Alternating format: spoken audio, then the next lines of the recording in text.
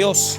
Dios es fiel, Dios es bueno, Dios es maravilloso. Muy bien, vamos a leer este tema, Romanos capítulo 6, verso número 11 en adelante. Y vamos a cerrar la porción de versos del 11 al 14. Bueno, dicho sea de paso, ya terminamos el libro de Ruth el día lunes, ¿verdad? En clave matrimonial, en clave familiar. Lo terminamos este lunes pasado. Voy a luchar para que puedan juntarse todos los sermones, que son 12 o 13 sermones desde la introducción en adelante, para las personas que lo quieran adquirir, lo puedan tener, ¿verdad? También pues el martes estoy ya coordinando porque quiero sacar pues adelante esto, para que los que están predicando el día martes vayan enseñando una sola epístola y que así pues en esa porción puedan hacerlo ordenadamente, ¿verdad? Los tres encargados de la predicación del martes, el pastor Jaime, hermana Silvia y Eric. Claro, una epístola cortita para que la gente aprenda y también que puedan cerrarla rápido, ¿verdad? El miércoles Romanos, el jueves Hechos y el día viernes adoración y el día domingo nuestros cultos devocionales, que le hemos estado dando bastante importancia al libro de Lucas, ¿verdad? Así que así vamos, enseñando Biblia. Yo quiero que vaya conmigo a Romanos 6, versículo 11. Cuando lo tenga, hágame el favor de ponerse en pie para tener reverencia en la lectura de la palabra del Señor. Yo sé que no les molesta pararse para leer la Biblia, yo sé que eso es bueno. Romanos 6, 11, el título del mensaje del día del Señor, de este día, es esta palabra, ¿verdad? No reine. Ese versículo, no reine pues el pecado en vuestro cuerpo mortal. Ese es el título del mensaje. No reine pues el pecado en vuestro cuerpo mortal. Ese es el título del mensaje. Veamos el 11, versículo 11. Así también vosotros consideraos muertos al pecado, pero vivos para Dios en Cristo Jesús, Señor nuestro. No reine pues el pecado en vuestro cuerpo mortal, de modo que lo obedezcáis en sus concupiscencias. Ni tampoco presentéis vuestros miembros al pecado como instrumentos de iniquidad, sino presentaos vosotros mismos a Dios como vivos de entre los muertos, y vuestros miembros a Dios como instrumentos de justicia. Porque el pecado no se enseñoreará de vosotros, pues no estáis bajo la ley, sino bajo la gracia. Padre, bendice tu palabra.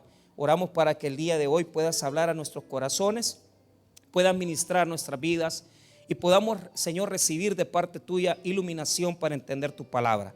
Te damos las gracias en el nombre de Jesús. Amén y amén. Pueden tomar asiento. Muy bien. Quiero comenzar el mensaje de hoy con una pequeña ilustración que tiene que ver con la predicación del día de hoy. En el Evangelio de Juan se ilustra la resurrección de Lázaro, y en ese momento particular, en el capítulo 11, no lo busque, ¿verdad? Jesús va a declarar una palabra poderosa, ¿verdad? Al ver que sus hermanas estaban llorando, él de una forma voluntaria se retrasó para no llegar a tiempo, ¿verdad? Y en ese periodo de tiempo prácticamente Lázaro murió. Pero quiero hacer referencia a las palabras que Jesús declaró para levantar a Lázaro. Quiero decirles que a mí me enseñaron que si Jesús hubiera dicho, ven fuera, prácticamente todos los muertos hubieran resucitado. Todos los muertos hubieran resucitado. Si Jesús no hubiera dicho, Lázaro, ven fuera, todos los muertos hubieran resucitado por el poder, por la gloria de nuestro Señor. Pero dice la palabra en el Evangelio de Juan, no lo busque, en el capítulo 11 dice así: y habiendo dicho esto, clamó a gran voz, Lázaro, ven fuera. Y el que había muerto salió atadas las manos y los pies con vendas y el rostro envuelto en un sudario.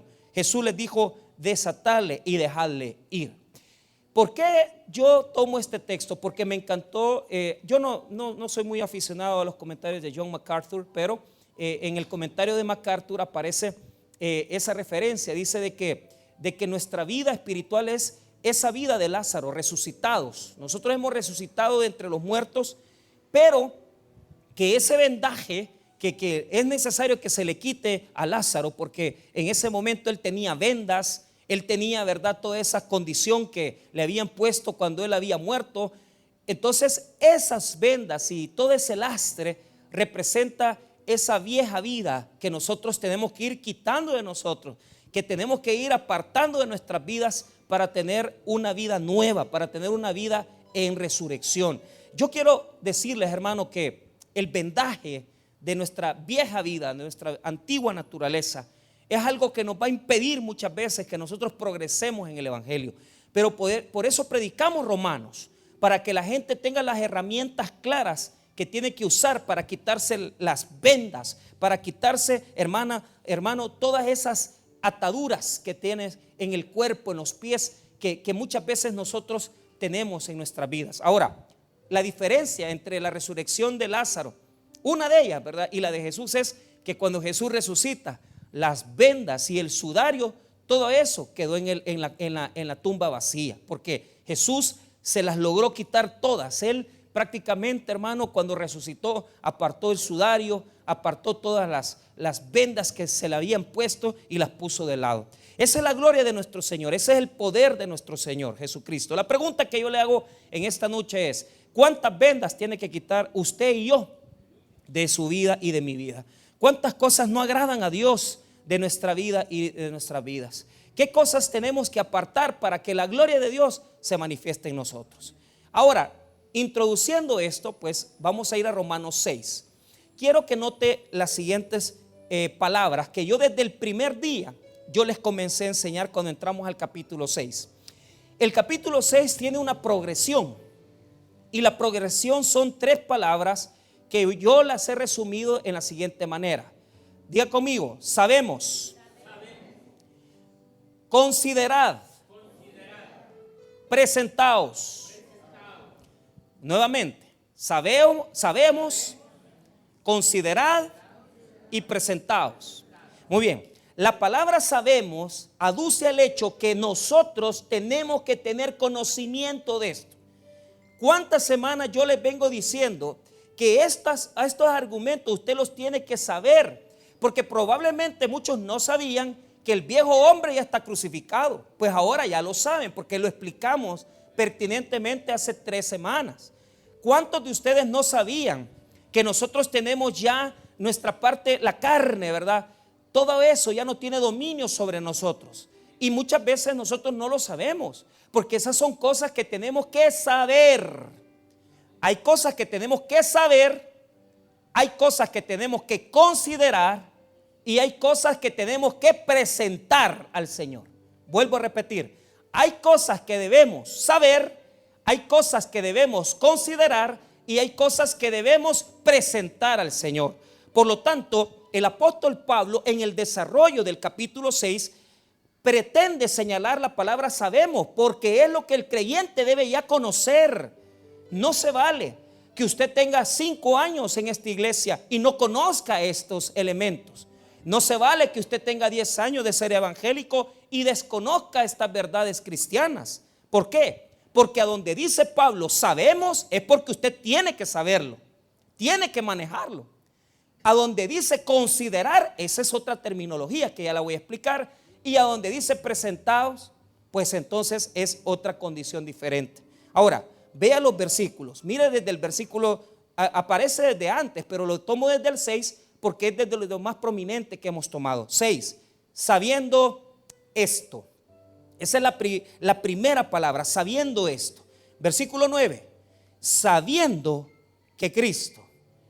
Versículo 11, así también vosotros consideraos. 13, ni tampoco presentéis vuestros miembros al pecado. Márquelo. Verso número 6, sabiendo. Verso número 9, sabiendo. Verso 11, considerando. Verso 13, presentéis. Esas son las 3 palabras teológicas claves para entender todo el contenido del capítulo 6 de la epístola a los Romanos. Muy bien, ¿por qué se tiene que saber? Primero, ¿qué es lo que tenemos que saber? Comencemos desde el versículo 6, que lo enseñamos hace 4 semanas. Sabiendo esto, que vuestro viejo hombre fue crucificado juntamente con él, para que el cuerpo del pecado sea destruido, a fin que no sirvamos más al pecado. ¿Qué es lo que dice el apóstol Pablo? Que nuestro viejo hombre fue crucificado a la par de Cristo y que fue destruido.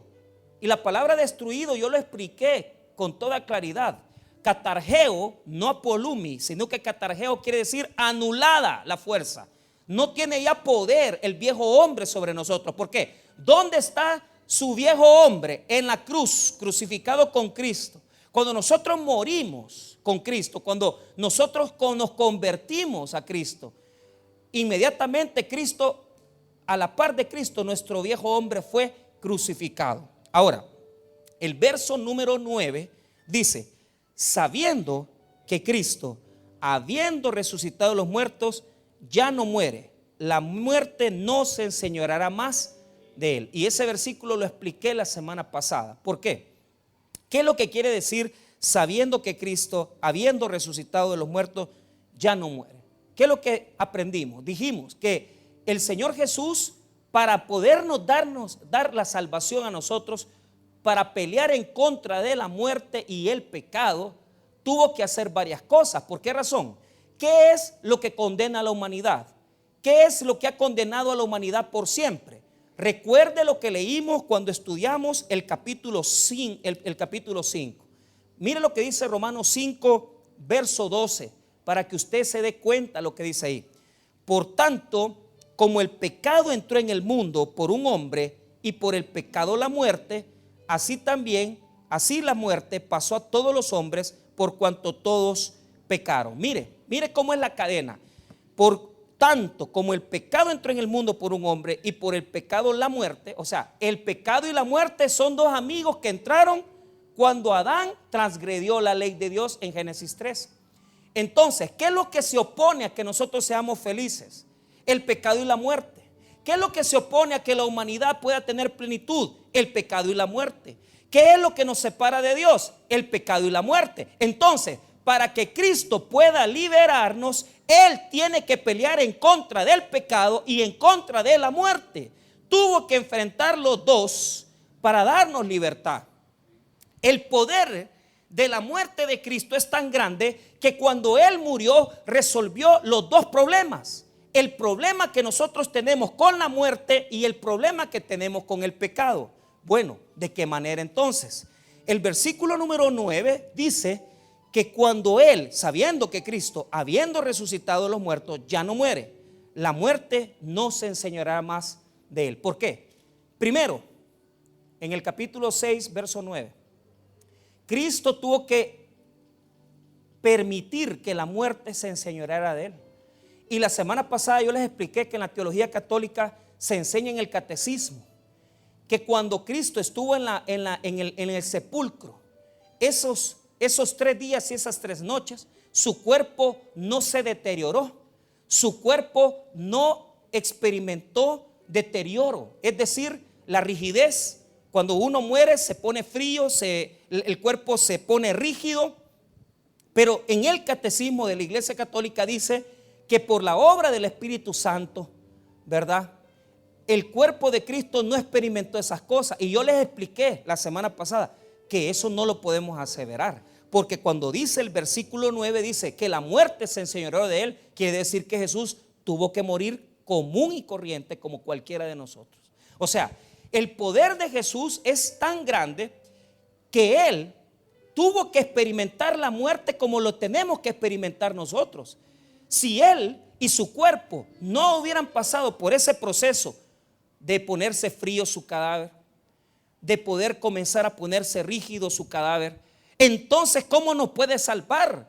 ¿Quiere decir que no experimentó la muerte total? Claro que sí, Jesús experimentó la muerte total. Y cuando a Él lo pusieron en el sepulcro, su cuerpo experimentó todas las características que nuestro cuerpo experimenta cuando nosotros morimos. Por lo tanto, para que Jesús nos diera libertad, primero tuvo que pelear con la muerte.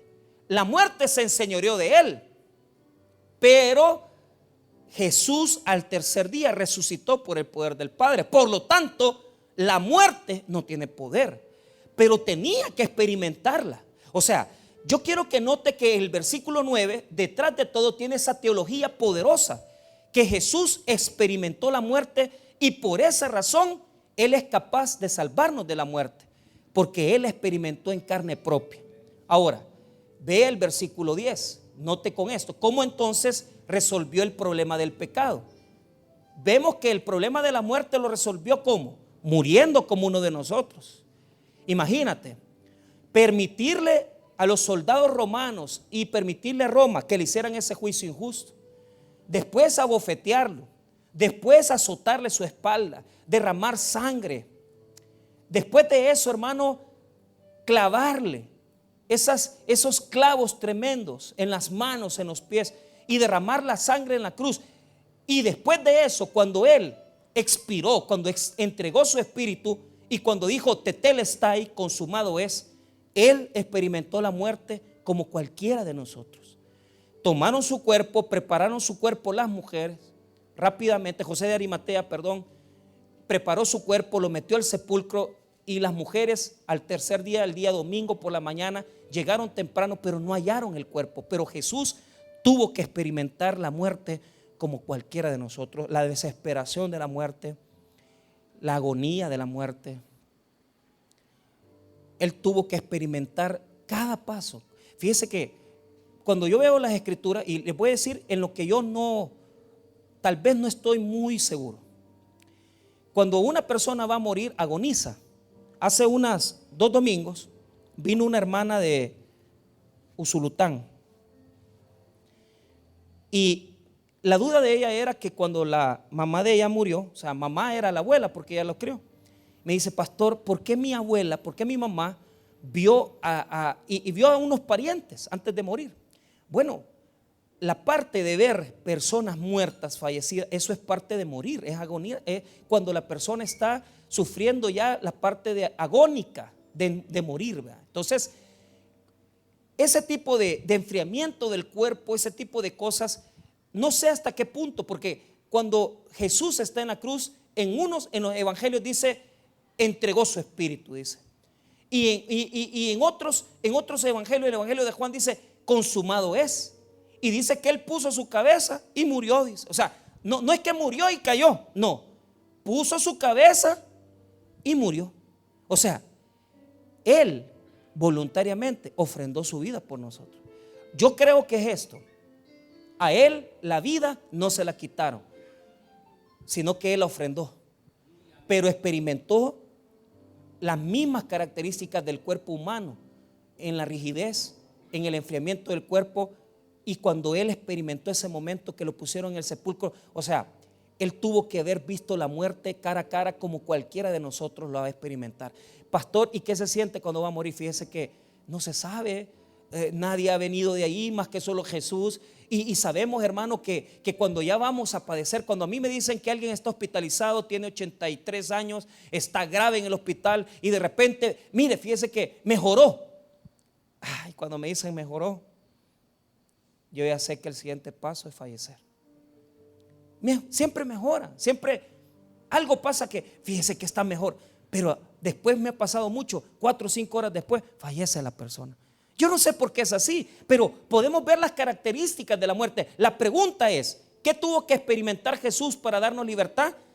Experimentó la muerte. Verso 9 nuevamente, repítalo conmigo. Mire, sabiendo que Cristo, habiendo resucitado de los muertos, ya no muere. La muerte no se enseñoreará más. O sea que por un momento se enseñoreó de Él. Por un momento sí se enseñoreó de Él. ¿Cuándo? Cuando lo enterraron.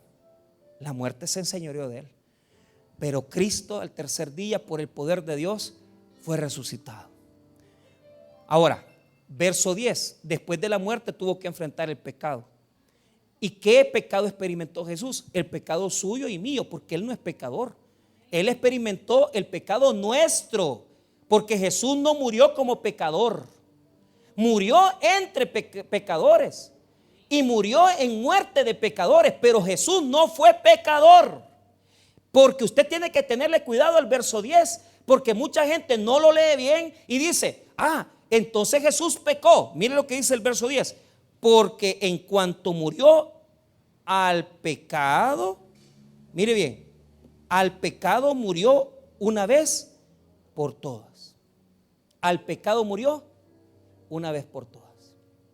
Diga conmigo, al pecado murió una vez por todas. Esa una vez por todas es teología. En griego es apafax.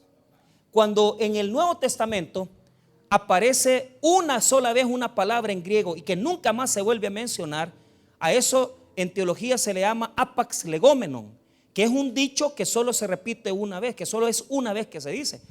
Cuando dice esta palabra solo una vez, quiere recalcar el hecho de que Jesús, el sacrificio de Jesús es completo, es efectivo y no puede morir otra vez, sino que solo una vez Él murió. ¿Por qué? Mira lo que está diciendo.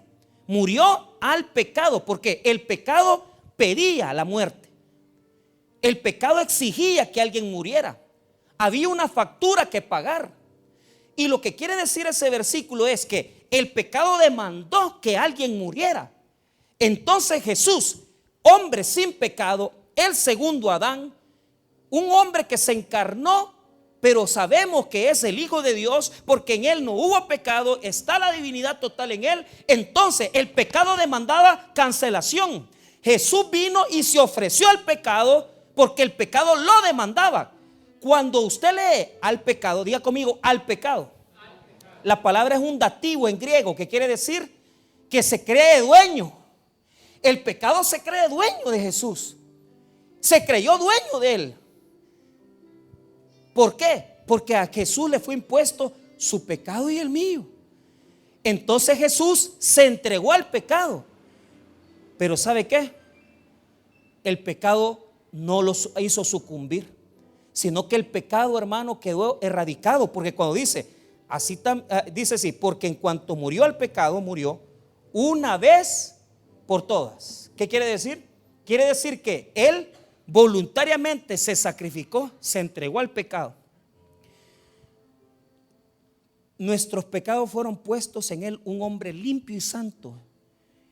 Imagínate cuando tú estás en la oscuridad y sales a la luz y de repente tus ojos, el resplandor te hacen daño. Imagínate Jesús que nunca había probado el pecado y de repente todos los pecados fueron puestos en Él.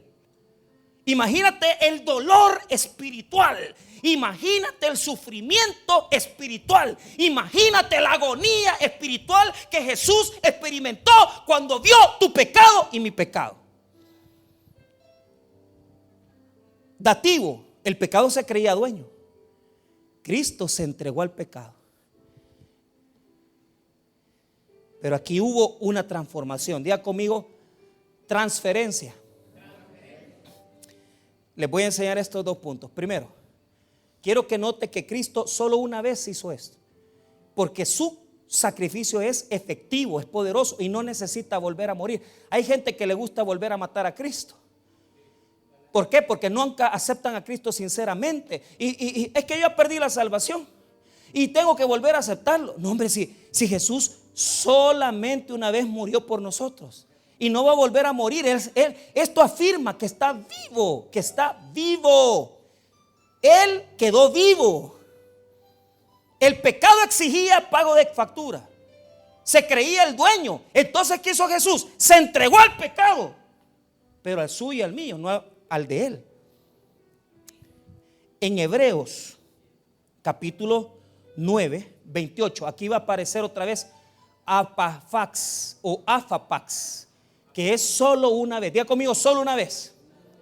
Otra vez. Ok, mire, Hebreos 9, 28, búsquelo. Esa es teología. Esa es pura teología. Hebreos 9, 28.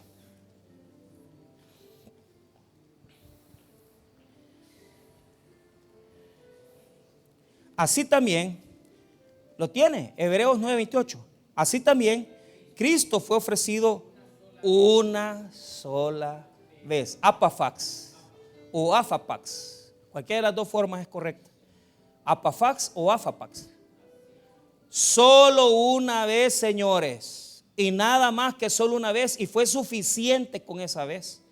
No querrás crucificar a Cristo otra vez. No querrás decir, es que mi salvación no lo sé si la tengo, yo no sé si la tengo. Es que solo una vez. Y con esa vez fue suficiente para darnos perdón a todos los que creemos en Él. Hebreos 9:28. Así también, Cristo fue ofrecido una sola vez para llevar los pecados de muchos. ¿Para qué? Para llevar los pecados de muchos. Quiere decir que Él no pecó, sino que llevó los pecados nuestros. Y aparecerá por segunda vez sin relación con el pecado para salvar a los que le esperan. Muy bien, veamos otro apafax. Ahí mismo en Hebreos 9:12.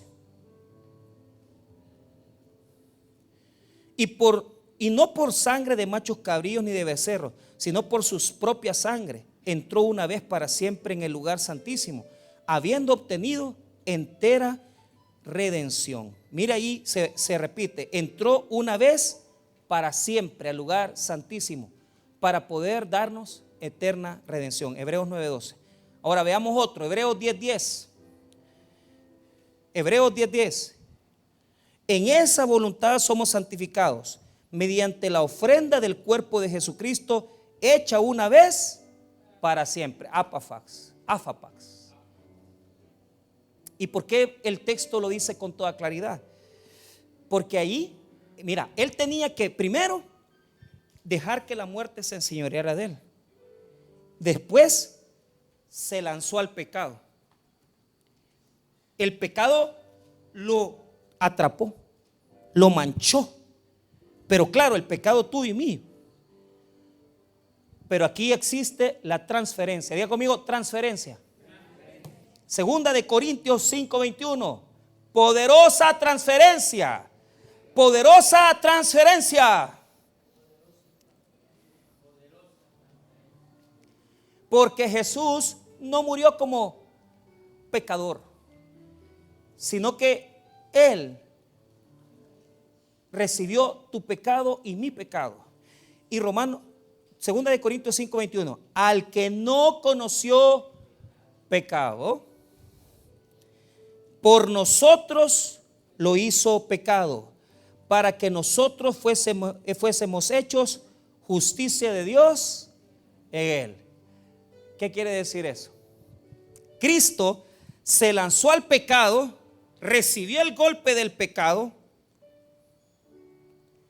pero vos crees que Cristo se quedó con el golpe. No. Cristo, hermano, al resucitar por el poder de Dios, venció la muerte y venció el pecado. Y Él ahora, fíjese bien, el pecado que recibió Él, por el pecado que Él recibió, me transmitió a mí justicia.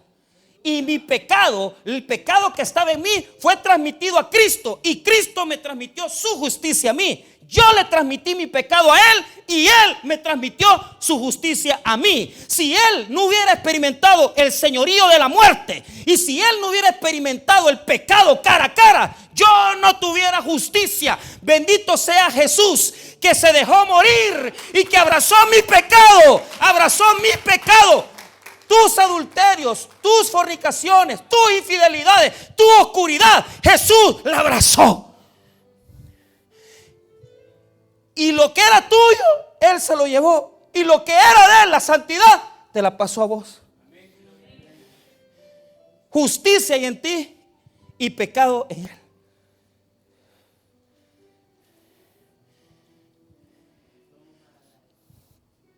En ese momento se destruyó el poder de la muerte.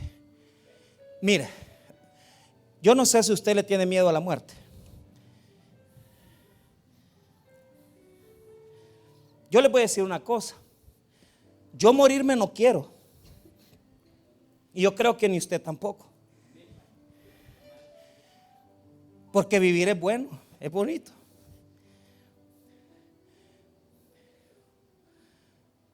Pero la muerte, que usted la conoce, ¿verdad? Como la guadaña que se viste de negro y sale con la gran hoz, ¿verdad? Que ya le va a volar la cabeza. Hay unos que buscan la muerte, les gusta andar acelerando el carro, manejar como loco. Hay otros que les encanta experimentar, ¿verdad? Creen que no van a morirse, que son inmortales. Pero ¿sabes cuál es el problema? Esa muerte que en las películas te la ponen con fuerza, con poder, y te la ponen como una hoz que se viene a llevar al que se descuida. Eso no es cierto. Porque según este versículo, para los cristianos la muerte ya no existe. Porque para los hijos de Dios ya no hay muerte, sino que hay vida eterna en Cristo Jesús. En Cristo Jesús. A esa muerte no hay que tenerle miedo, porque ya palidece. Esa muerte es moribunda. Esa muerte no tiene fuerza, porque Cristo la neutralizó totalmente. No tiene todo el poder que tenía antes, pero en Cristo neutralizó la muerte, porque la dejó herida, araña, da miedo. Pero cuando muramos, experimentaremos la vida eterna y no la muerte y condenación, porque Cristo hizo la transferencia. Tú le transferiste el pecado y Él te transfirió su justicia. A esto se llama imputación. La imputación de justicia y la imputación de pecado. Yo le doy a Cristo mis pecados y Él me da su justicia. Por eso tuvo que morir sepultado. Tuvo que ponérsele su cuerpo frío. Tuvo que desangrarse todo. Tuvo que agonizar y estar desnudo en la cruz. Padecer vergüenza por ti y por mí. Por eso tuvieron que enterrarlo en el sepulcro. Meterlo en el sepulcro. Y cuando estuvo en el sepulcro vio la muerte cara a cara. Por eso ahora nosotros somos gozosos y somos victoriosos, porque podemos hacer realidad este versículo. Primera de Corintios 15, 55. Primera de Corintios 15, 55. Vos venís a amenazarme. Vos venís a amenazarme que me vas a llevar a la muerte. Vos venís a amenazarme que me querés matar. Vos venís a amenazarme a mí que me querés hacer daño. Pablo escribió acerca de la muerte y del sepulcro. ¿Dónde está, oh muerte, tu aguijón?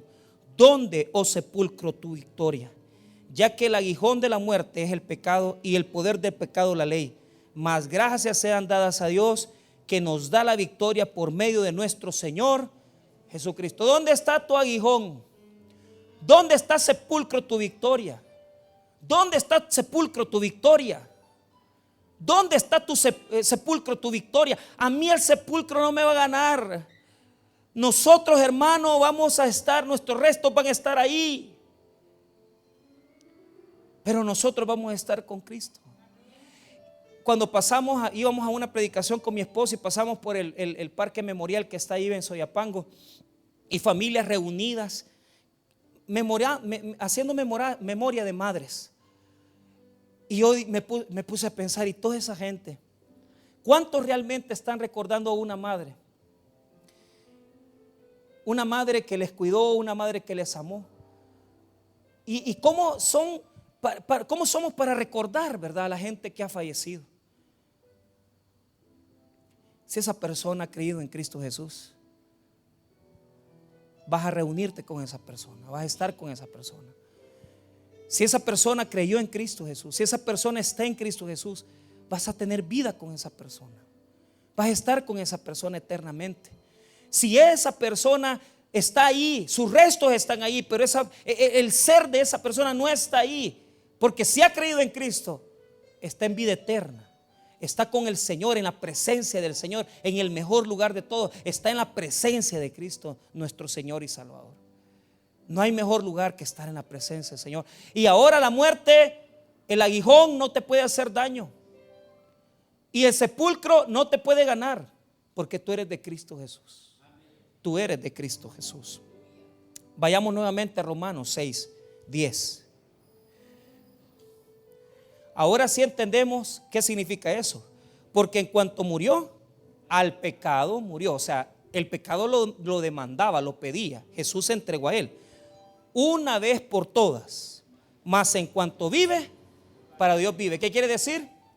Que ya no está muerto, sino que Dios, Jesucristo, está vivo, y que la muerte ya no existe, y que la muerte quedó herida, y que la muerte ya al creyente no le puede hacer daño, porque Cristo vive. O sea, la muerte desapareció. Eso es lo que Pablo quiere decir ahí. La muerte desapareció. En ese caso, si ya desapareció, entonces verso 11, ahí está. Así también vosotros, consideraos muertos al pecado, pero vivos para Dios en Cristo Jesús, Señor nuestro. Consideraos. La palabra considerar, la palabra tiene una connotación en griego, ¿va? Logismos, ¿va? Logizomai, quiere decir tomar en cuenta. Diga conmigo, tomar en cuenta.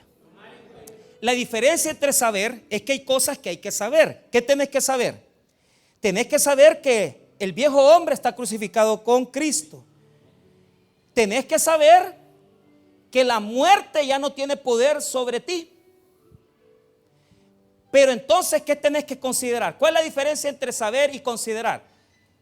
Considerar significa que es algo que tienes que tener en tu corazón siempre. Tienes que tener dentro de ti. Que tienes que vivir con esa percepción en tu vida. Considerar. Considerar es, lo tengo en mi corazón, lo tengo dentro de mí. O sea, esta verdad está interiormente, yo la vivo. Entonces, el texto bíblico dice, mire lo que dice, el versículo 11, así también vosotros consideraos, o sea, tomad en cuenta, ¿el qué? Todo lo que ya aprendimos. ¿Y qué es lo que aprendimos? Que el viejo hombre está crucificado, que Jesús fue resucitado entre los muertos y que ya no muere más, y que le dio un trompón a la muerte y que le dio un trompón al pecado. El pecado no gobierna, la muerte no gobierna. Considerad, métaselo en el corazón, ¿me entiende? Si usted es un vicioso, si usted es una persona que vive en el pecado, considere que el pecado ya no tiene poder y que la muerte ya no tiene poder. Métaselo en el corazón. En la cabeza tiene que saber que el viejo hombre está crucificado. En la cabeza tiene que saber que Cristo ya resucitó entre los muertos. Pero considerar quiere decir que diariamente yo tengo que entender en mi corazón. Así también vosotros, consideraos muertos al pecado, pero vivos para Dios en Cristo Jesús. O sea, hemos cambiado de esfera. Ya no estamos en muerte, sino que estamos en Cristo. No, en Cristo. Ponga atención, en Cristo es una categoría teológica. ¿En qué sentido? Estar en Cristo quiere decir que yo ya no tengo una relación con el pecado y la muerte. Ellos existen en mi vida, pero mi relación es con Cristo Jesús. Mi relación íntima es con Cristo. Dice el escritor de que nuestra normalidad como cristianos no es andar coqueteando con el pecado, no es andar coqueteando con la muerte, sino que nuestra esfera de vida es esa palabrita que está ahí, mire. Así también vosotros, logistemai, quiere decir, ve aquí en la mente, en el corazón, ¿verdad? Muertos al pecado, pero vivos para Dios en Cristo Jesús, Señor nuestro. O sea, estamos vivos para Dios en una posición que se llama en Cristo Jesús. Por lo tanto, mi vida tiene que ser siempre en Cristo Jesús. Y eso implica que yo trabajo todos los días, pero yo ando caminando en Cristo. Que yo tengo mi familia, que tengo mi esposa, que tengo mis hijos, pero mi familia está en Cristo Jesús. Que yo tengo mis negocios, hago ventas todos los días, compro todos los días, pero yo estoy en Cristo Jesús. Yo ya no ando caminando en muerte, yo no ando caminando en pecado, sino que yo ando caminando en Cristo Jesús. Y por lo tanto, mi esfera de vida ha cambiado. Usted tiene que tener en cuenta eso. ¿Por qué? Porque eso no lo va a hacer nadie por usted. Usted lo tiene que hacer por usted. O sea, Pablo dice, métetelo en la cabeza y en el corazón. Cuando te inviten a los bailes, yo ando en Cristo. Cuando te inviten a las cervezas, yo ando en Cristo. Y esto es algo, hermano, que usted tiene que entender psicológicamente, intelectualmente. O sea, esto es lo que la gente no le entra. Ya no andamos en pecado, ya no andamos en pecado, ya no andamos en pecado, ya no andamos en pecado. Estamos en Cristo Jesús. Y por lo tanto tengo que caminar sirviéndole a Él, alabándole a Él, adorándole a Él, exaltándole a Él. Mi vida es una ofrenda a Dios constantemente. Porque yo ya no ando en lo que andaba antes, sino que ando en Cristo Jesús. Mire, hermano, andar en Cristo no se crea que es andar orando todos los días. Es que usted anda pensando, hoy es el día del culto, hoy vengo a adorar. Hoy estoy en Cristo. Hey, a mí me están ofreciendo trago, a mí me están ofreciendo cerveza, a mí me están ofreciendo mujeres. Si yo ando en Cristo. ¿Por qué? Porque ahora vamos a ver una realidad. El esfuerzo lo tiene que hacer usted y yo. Porque aquí hay gente que no quiere hacer esfuerzo. O sea, quieren dejar las cosas y quieren que sea así un milagro que venga. No, usted tiene que poner toda la disciplina, saber y considerar. ¿Me entiende? Si usted es homosexual, usted tiene que cambiar de amigos. Porque con los mismos amigos homosexuales usted nunca va a salir del homosexualismo. Si usted es alcohólico, usted tiene que salir de las amistades alcohólicas. Si no, nunca va a salir de ahí. Y usted tiene que poner de su parte. Lo siento si leyeron su vida religiosa, porque tal vez a usted le dijeron, ay, con un toque, que con una oración ya voy a quedar sano del homosexualismo. Eso no va a pasar. Usted tiene que hacer un esfuerzo, ¿me entiende? Y el homosexualismo va a estar siempre cerca de usted, pero usted tiene que esmerarse para tener una vida limpia, agradable a Dios. Porque siempre va a sentir una inclinación hacia los varones. Si usted es hombre y le gustan los varones, va a sentir siempre inclinación. Si usted es lesbiana, también va a sentir inclinación hacia otra mujer. Pero ¿sabes cuál es el problema? Podés sentir una atracción hacia la cerveza, a la droga, a la mujer, a otras personas de tu mismo sexo. Pero la atracción que sentimos para Cristo es más fuerte que cualquier pecado. Es más fuerte que cualquier miserable pecado. Es más fuerte que cualquier miserable droga. Nadie es más fuerte que Jesús el Señor. El poder de Cristo es más fuerte. Y yo por eso creo que Jesús cambia vidas. Porque aquella persona que dice voy a cambiar, de verdad lo hace. Considerad. O sea, Dios no lo va a hacer por usted. Usted lo tiene que hacer.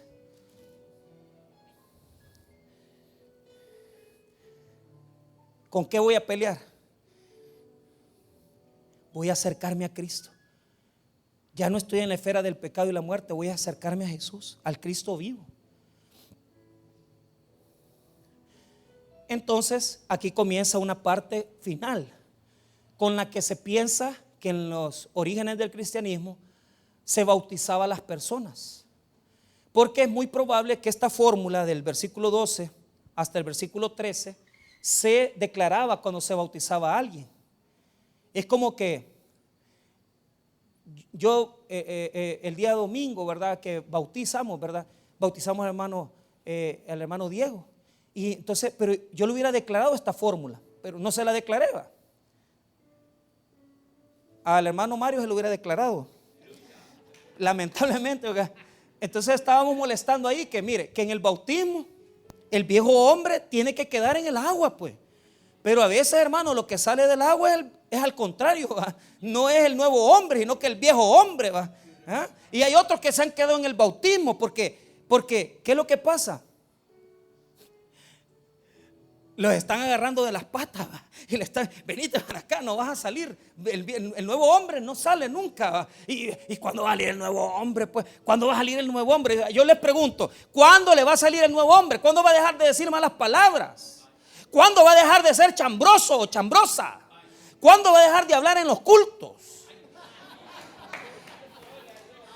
Entonces, el nuevo hombre quiere salir, ¿verdad? arrastrado quiere salir, pero el viejo hombre, venite para acá, yo voy a salir. Y es el viejo hombre el que ha salido, no el nuevo hombre.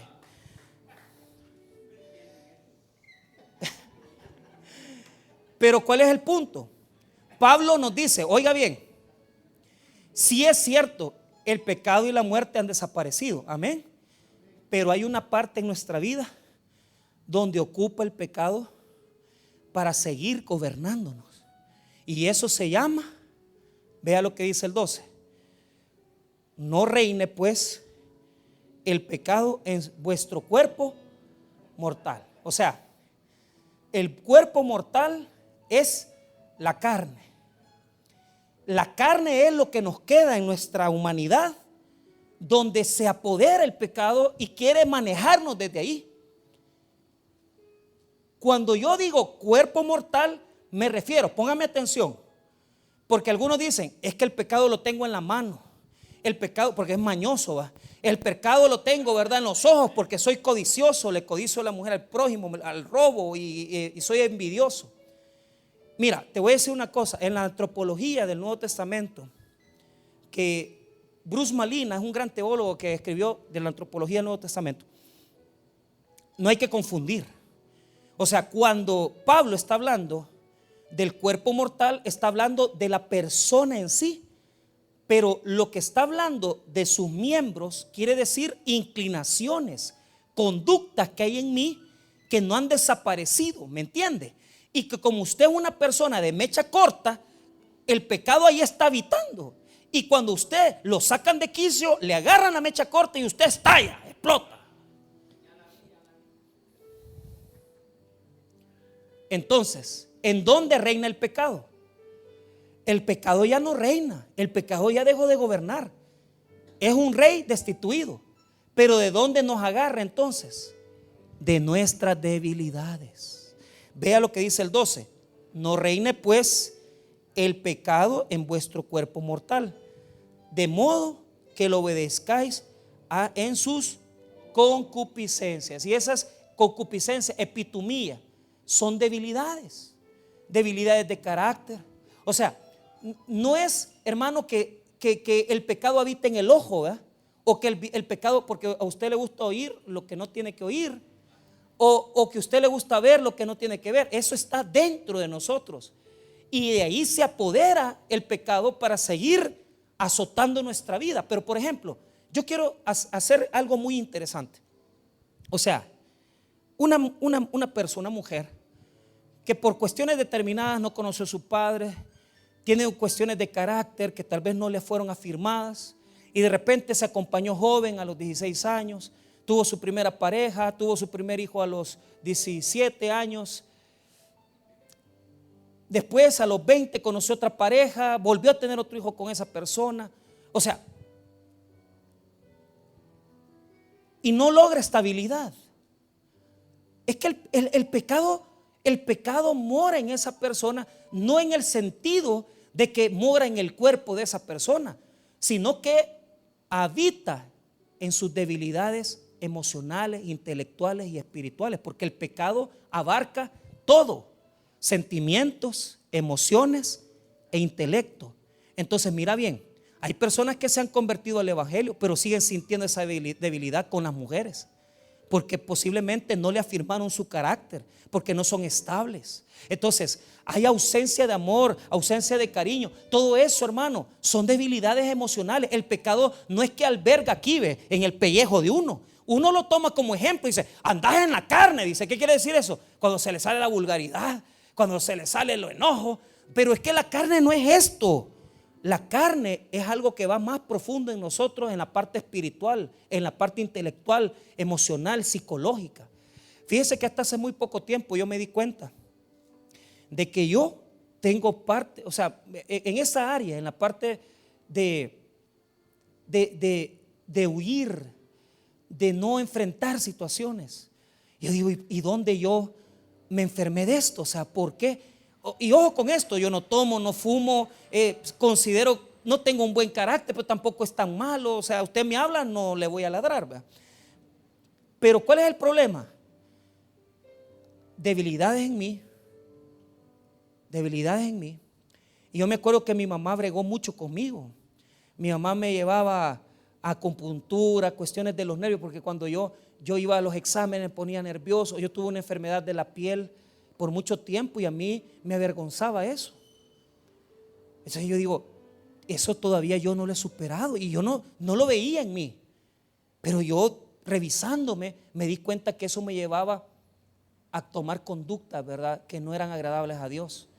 Entonces, ¿hasta qué punto está el pecado en nuestra ser? Le voy a quitar cuerpo mortal, porque puede usted pensar que es este físico. No, es algo espiritual, es algo interior. El cuerpo mortal es algo que está dentro de nosotros, porque nos sigue inclinando a hacer lo mismo, a hacer las mismas debilidades. Entonces, una vez que aclara el cuerpo mortal, ahora cierro, porque va a definir que el pecado también aborda nuestros miembros. Mire lo que dice el versículo número 13: ni tampoco presentéis. Tercera palabra, ¿qué quiere decir presentar? O sea, que es voluntario, hermano. Usted tiene que tomar una decisión. O sea, usted sabe, usted considera, porque lo tiene en el corazón. Pero presentar significa voluntariamente: yo no le voy a entregar mi cuerpo al pecado, yo le voy a entregar mi cuerpo al Señor. Y mis miembros, que son inclinaciones que yo tengo, no me van a dominar. No me va a dominar eso. No me va a dominar eso, porque este cuerpo ya lo ocupé mucho para andar tomando. Lo ocupé para beber. Lo ocupé para ser infiel. Pero ahora este cuerpo tiene que servir para exaltar al Rey de Gloria. Tiene que servir para adorar a Dios. Tiene que servir para hincarme y adorar a Cristo. No es solo cuerpo, son miembros, inclinaciones. Verso 13: ni tampoco presentéis, acción voluntaria, vuestros miembros al pecado como instrumento de iniquidad, sino presentaos vosotros mismos a Dios como vivos de entre los muertos, y vuestros miembros a Dios como instrumentos de justicia. La palabra instrumentos en griego es armas. O sea, no hay que presentarle al pecado las armas para que haga lo malo. Hay que presentarle a Dios este cuerpo, porque somos como resucitados de entre los muertos, como lo hizo Lázaro al principio, que yo se lo leí. ¿Qué quiere decir esto? Que vamos a bregar con inclinaciones, vamos a bregar con deseos, vamos a bregar con debilidades profundas en nuestra vida. Pero si presentamos nuestro cuerpo al Señor, este cuerpo va a servir para adorarle y no para hacer mal para el pecado. El texto bíblico dice presentéis. ¿Por qué? Voy a cerrar. Habiendo dicho que son tres palabras: saber, considerar y presentar. Saber es intelectual, considerar es en el corazón. Tiene que ser que usted tiene que guardar eso, que Jesús lo ha librado, que Jesús le ha dado vida. Y tercero, presentar quiere decir una acción voluntaria de día a día. Entonces, ¿qué es lo primero que doblega el pecado cuando entra en nuestras vidas? Usted es una persona que quiere dejar de fumar y le ofrecen cigarro. ¿Qué es lo primero que le doblega? La voluntad. De repente usted doblega la voluntad, ¿y qué es lo que hace? El corazón se doblega también al pecado. Y la mente, aunque usted sepa que no tenía que hacerlo, también se doblega al pecado. Entonces, la voluntad se dobla al pecado, el corazón se dobla al pecado y el intelecto se dobla al pecado. ¿Cómo tengo que controlar mi voluntad? Si intelectualmente yo sé que Cristo ya me salvó, si en mi corazón yo sé que Cristo habita en mí, que Él peleó con el pecado y con la muerte y que ya no me pueden dominar, entonces voluntariamente tengo que enfrentarme al pecado. Pero si ese pecado me seduce, porque es una tentación que me encanta, tengo que huir. Porque ¿por dónde entra el pecado? Por los deseos. No permita que la voluntad se doblegue. No permita que su voluntad se entregue al pecado. Porque si usted deja que la voluntad se doblegue, le comió el corazón y lo comió la mente, y usted cayó en pecado nuevamente. Si a usted le gustan ese tipo de cosas y usted siente atracción, apártese, hombre.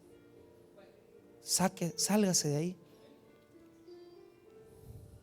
No juegue con eso. Dios lo va a bendecir, porque sabemos que somos débiles, pero también sabemos que espiritualmente Cristo ya salvó nuestras almas y que lo único que queda en esta vida inmunda que le pertenece al pecado es el cuerpo mortal, y el cuerpo mortal es algo dentro de nosotros que nos hace llevar este cuerpo a usarlo para hacer daño, para herir, para pecar, para desobedecer a Dios. Entréguese a Cristo, haga la voluntad del Señor y recuerde: sabed, considerad y presentad. Presente vuestro cuerpo al Señor. Presénteselo a Él para hacer lo bueno y hacer justicia, y no presente su cuerpo al pecado, porque el pecado destruye, hace daño y hiere. Vamos a orar, hermanos. Padre, gracias por tu palabra, gracias por tu misericordia.